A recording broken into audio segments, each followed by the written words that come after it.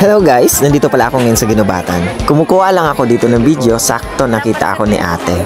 Nag-request sa akin si ate na i-vlog ko daw yung siomai rice na tinitinda nila. At kapalit nun, papakainin daw niya ako ng siomai. At syempre, sino ba naman di matutuwa? Libre na to guys. Hinayaan niya lang ako dito mag-video at mag-promote. At ito ang may-ari ng tindahan, ang siomai queen ng Ginubatan, si Madam Beng Bachelor.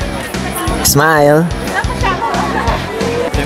At eto na nga guys, yung pinakahintay nating siomai. Matitikman na natin. Sobrang tuwang-tuwa sa akin dito si ate at aliw na aliw.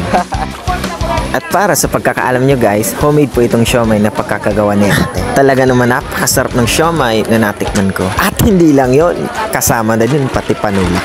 Kaya kung naghahanap kayo ng masarap na siomai, punta na kayo sa Ginubatan, sa harapan ng Bakers Plaza, sa plaza mismo. At salamat sa panonood. Bye-bye!